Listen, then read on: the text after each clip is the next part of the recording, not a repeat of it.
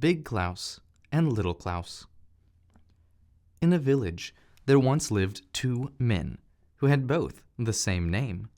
Both were called Klaus, but the one had 4 horses and the other had only a single one. So, to distinguish them from each other, he who had 4 horses was called Big Klaus, and he who had only one, Little Klaus. Now, let us hear what happened to both, for it is a true story. Throughout the whole week, Little Klaus had to plow for Big Klaus and lend him his only horse. Then in return, Big Klaus lent him his 4, but only once a week, and that was on Sunday. Hurrah! How Little Klaus cracked his whip over all the 5 horses. They were indeed as good as his on that one day. The sun shined beautifully. All the bells in the church steeple were ringing, and the people, dressed in their best, were going to church, with their hymn books under their arm, to hear the vicar preach. They saw Little Klaus, who was plowing the 5 horses, and he was so happy that he kept on cracking his whip and shouting, "Gee up, all my horses!" "You must not talk like that," said Big Klaus. "Only one of them is yours." But as soon as someone went by, Little Klaus forgot that he ought not to say so, and cried, "Gee up, all my horses!" "Well, now I must ask you to leave off saying that," said Big Klaus, "for if you say it once more, I shall strike your horse on the head, so that it will die on the spot. It'll be all over with him then."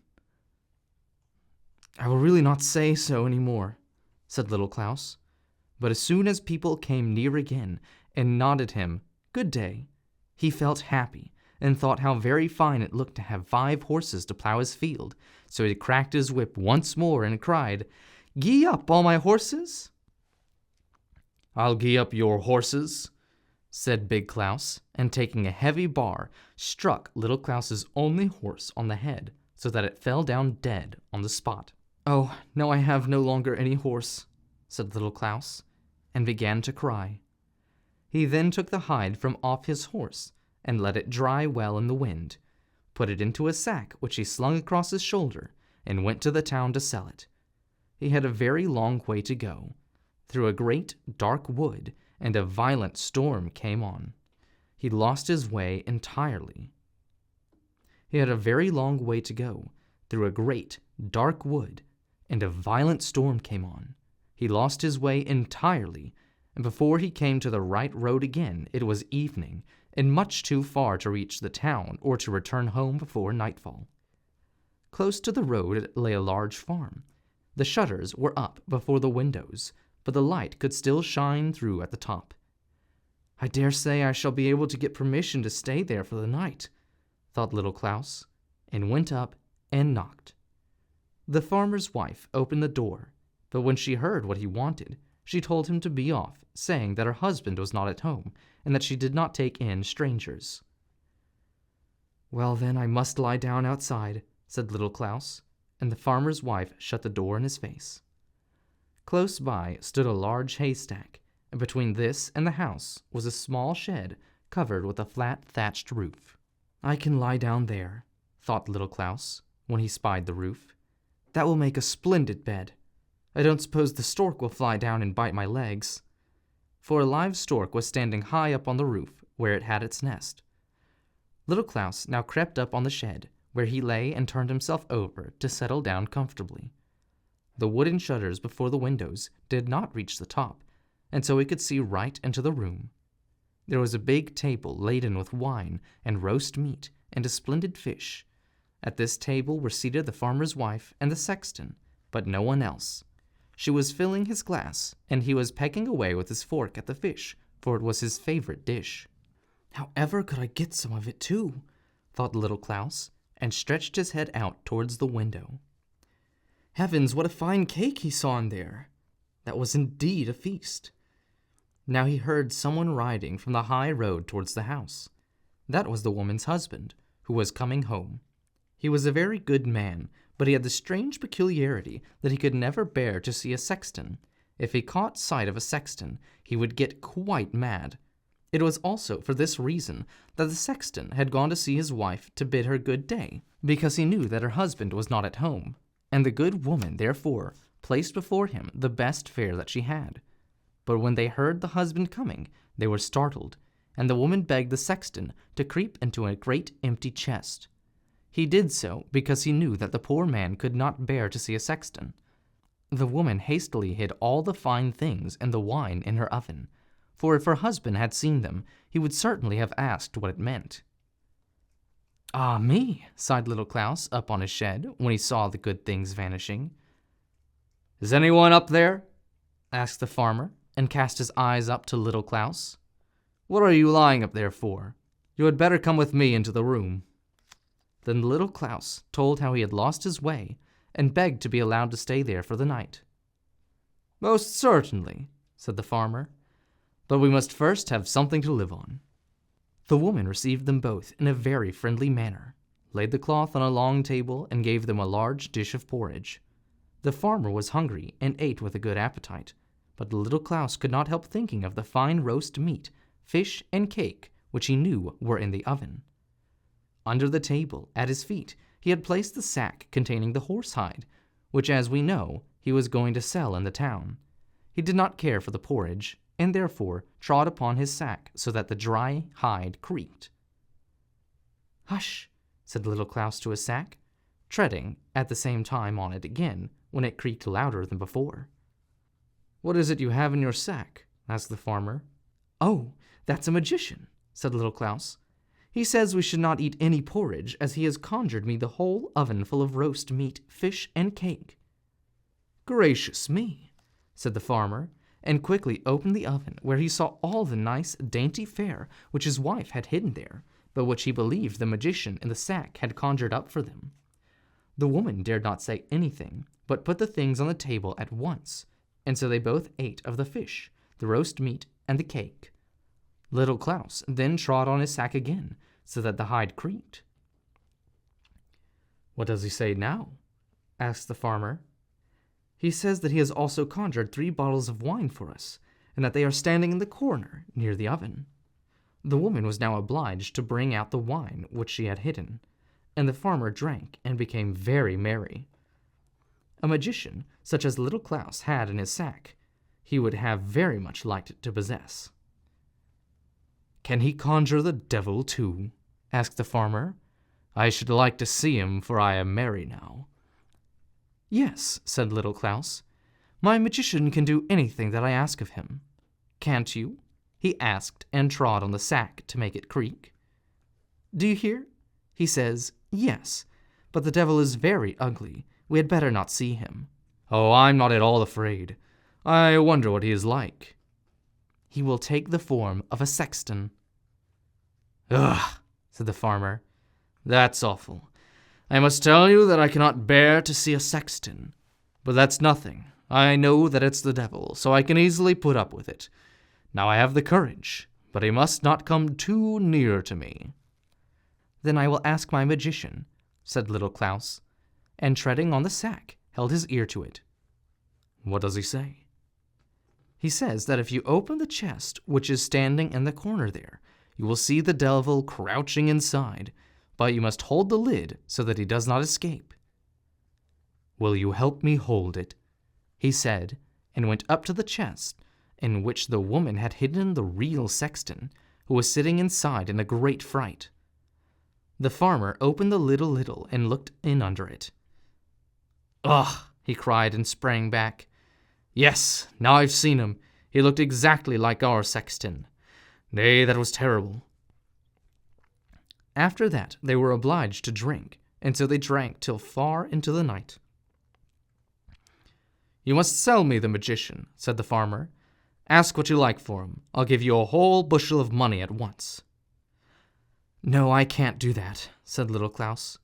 "Just think how much profit I can get out of this magician." "I should so much like to have him," said the farmer, and went on begging. "Well," said Little Claus at last, "as you have been so good as to give me shelter tonight, I'll do it. You shall have the magician for a bushel full of money, but I must have the bushel heaped up." "That you shall have," said the farmer, "but you must take that chest there with you. I won't keep it in my house an hour. One can never know. Perhaps he is still in there." Little Claus gave the farmer his sack containing the dry hide, and received for it a bushel full of money, heaped up too. The farmer even gave him a trunk as well, to carry away the money and the chest. "Goodbye," said Little Claus, and went away with his money and the large chest in which the sexton was still concealed. On the other side of the wood was a large, deep river. The water flowed so rapidly that it was scarcely possible to swim against the stream. A large new bridge had been built across it. Little Claus stopped on the middle of this, and said quite loud so that the sexton and the chest could hear it, "Whatever am I to do with this stupid chest? It's as heavy as if there were stones in it. I shall only get tired by dragging it farther. I'll throw it into the river. If it swims home to me, well and good, and if it doesn't, it won't matter much." He then took hold of the chest with one hand and lifted it up a little, as if he wanted to throw it into the water. "No, don't do that," cried the sexton in the chest. "Let me out first." "Ugh," said Little Claus, and pretended to be frightened. "He's still inside. Then I must throw him into the river quickly so that he drowns." "Oh, no," shouted the sexton. "I'll give you a whole bushel full of money if you let me go." "Oh, well, that's different," said Little Claus, and opened the chest. The sexton crept out quickly, threw the empty chest into the water, and went to his home, where Little Claus received a bushel full of money. He had already received one from the farmer, so he now had his trunk full of money. "See, I was well paid for the horse," he said to himself, when he shook out all the money into a heap in his room at home. "That will make Big Claus angry when he hears how rich I have become through my single horse, but I won't tell him all about it." He then sent a boy to Big Claus to borrow a bushel measure. "What can he want with that?" thought Big Claus, and smeared some tar on the bottom so that something of whatever was measured would remain sticking to it. And so it happened, too, for when he got the bushel measure back, 3 new silver shilling pieces were sticking to it. "What's that?" said Big Claus, and immediately ran to Little Claus. "Where did you get so much money from?" "Oh, that's for my horse hide. I sold it yesterday evening." "That's really well paid," said Big Claus, and running quickly home, took an axe and struck all 4 of his horses on the head. He then flayed them, and drove to the town with the hides. "Hides, hides, who'll buy hides?" he cried through the streets. All the shoemakers and tanners came running up and asked what he wanted for them. "A bushel of money for each," said Big Claus. "Are you mad?" they all cried. "Do you think we have money by the bushel?" "Hides, hides, who'll buy hides?" To all who asked him what the hides cost, he answered, "A bushel of money." "He wants to fool us," they all said. So the shoemakers took their straps and the tanners their leather aprons and gave Big Claus a sound thrashing. "Hides, hides," they jeeringly called after him. "Yes, we'll tan your hide till the red liquor runs down from you. Out of the town with him," they cried, and Big Claus had to run as fast as he could, for he had never had such a sound thrashing before. "Well," he said when he got home, "Little Claus shall pay me for that. I'll strike him dead for it." Little Claus's grandmother, who lived with him, had died. She had really been very cross and bad to him, but still, he was sorry, and took the dead woman and laid her in his warm bed to see whether she did not come to life again. He would let her lie there the whole night. He himself would go to sleep upon a chair in the corner, as he had often done before. As he was sitting there in the night, the door opened, and Big Claus came in with his axe. He well knew where Little Claus's bed stood, went straight up to it, and struck the grandmother on the head, thinking it was Little Claus. "There," he said, "now you shall not make a fool of me again," and went home. "That is a very wicked man," thought Little Claus. "He wanted to kill me. It is lucky for grandmother that she was dead already, else he would have taken her life." He then dressed his grandmother in her Sunday clothes, borrowed a horse of his neighbor, and harnessed it to the cart. Then he put his grandmother on the back seat in order that she could not fall out as he drove, and so they rode away through the wood. By sunrise, they had arrived at a large inn. Here, Little Claus stopped and went in to get something to drink. The landlord had a great deal of money. He was a very good man, too, but as passionate as if he were filled with pepper and tobacco. "Good morning," he said to Little Claus. "You got into your clothes early today."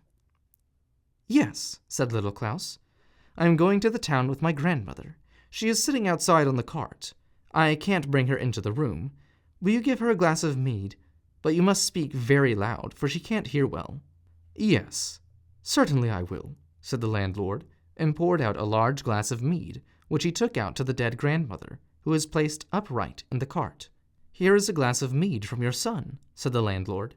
The dead woman, however, did not answer a word, and sat still.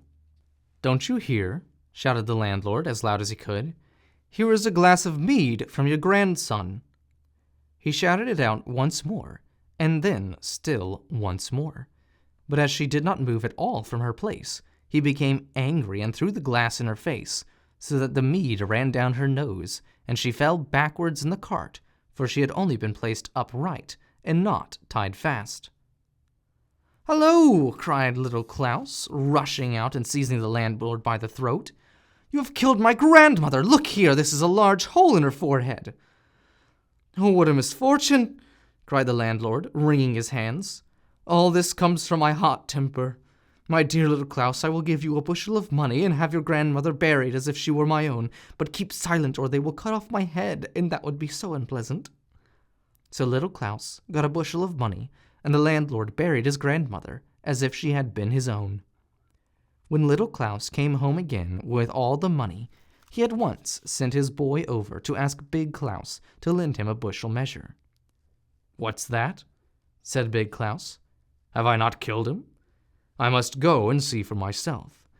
So he himself took the bushel measure over to Little Claus. "Tell me where you got all that money," he said, and opened his eyes wide when he saw what had been added. "You didn't kill me, but my grandmother," said Little Claus. "I have sold her and got a bushel of money for her." "That's really well paid," said Big Claus, and hurrying home, took an axe and killed his grandmother on the spot, placing her in the cart. He drove with her to the town where the apothecary lived, and asked him whether he could buy a dead body. "Who is it, and where did you get it?" asked the apothecary. "It's my grandmother," said Big Claus. "I killed her to get a bushel of money for her." "Heaven preserve us," said the apothecary. "You are mad. Don't talk like that or you will lose your head."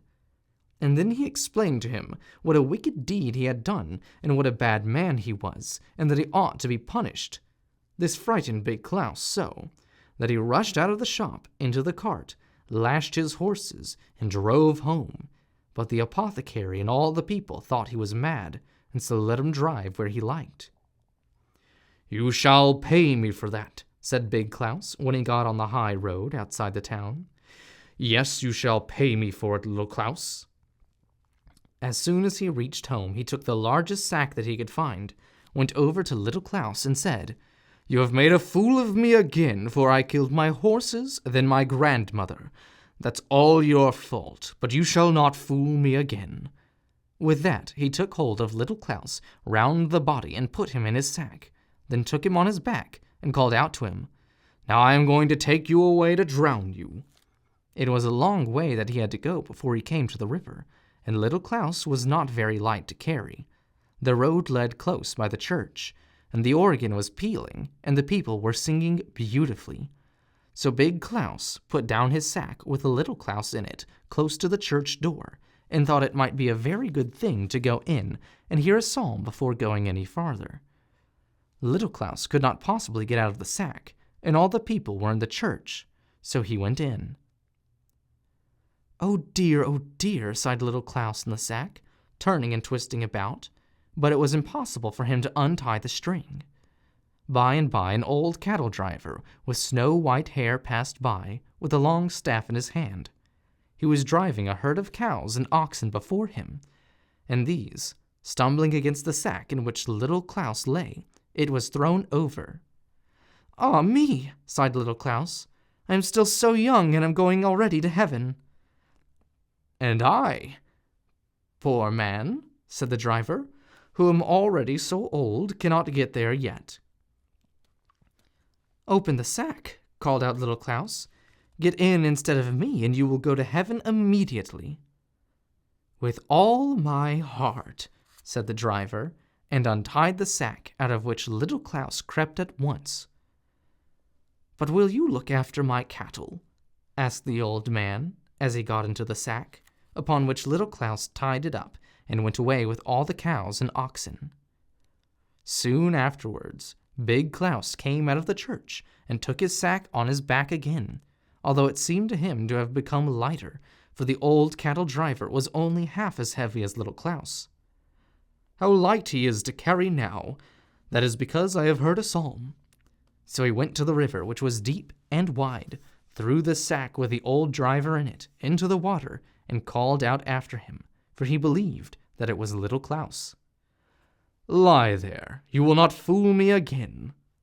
He then went home, but when he came to the place where two roads crossed, he met Little Claus, who was driving his cattle along. "What's that?" said Big Claus. "Haven't I drowned you?" "Yes," said Little Claus. "You threw me into the river scarcely half an hour ago." "But where did you get these beautiful cattle?" asked Big Claus. "These are sea cattle," said Little Claus. "I will tell you the whole story, and thank you for having drowned me, for now I am up in the world and am really rich. How frightened I was while I was in the sack! The wind whistled in my ears as you threw me down from the bridge into the cold water. I immediately sank to the bottom, but did not hurt myself, for down there grows the finest, soft grass. I fell on that, and the sack was opened at once.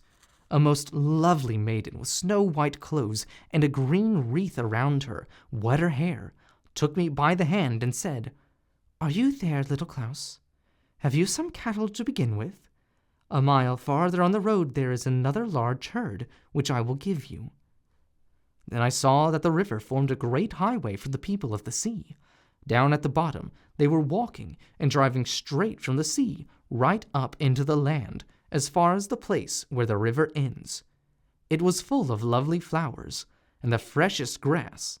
The fish, which swam in the water, shot past my ears, just as the birds do here in the air. What lovely people they were, and what fine cattle grazing in the valleys and on the hills." "But why did you come up again to us so quickly?" asked Big Claus. "I shouldn't have done so, if it is so fine down there." "Well," said Little Claus, "that was good policy on my part. You heard me say that the sea maiden told me there was a herd of cattle for me a mile farther on the road. Now, by the road, she meant the river, for she cannot go anywhere else. But I know what windings the river makes, first here and then there, so that it is a long way around. It is much shorter by landing here and cutting across the field back to the river. I save almost half a mile in that way, and get to my cattle more quickly." "Oh, you are a lucky man," said Big Claus. "Do you think that I should get some cattle too if I went to the bottom of the river?" "Yes, I think so," said Little Claus. "But I can't carry you in the sack to the river. You are too heavy for me. If you will walk there yourself and creep into the sack, I will throw you in with the greatest pleasure."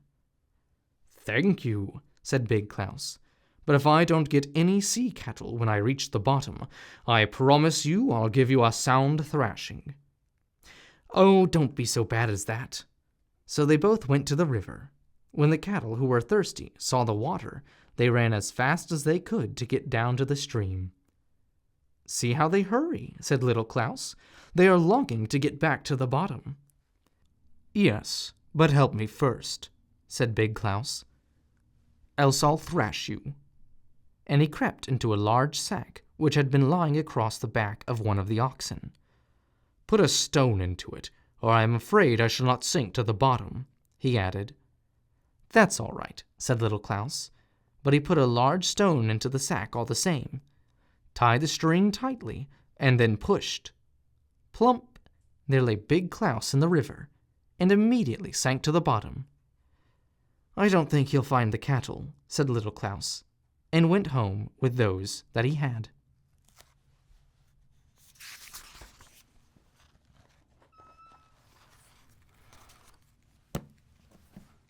The end.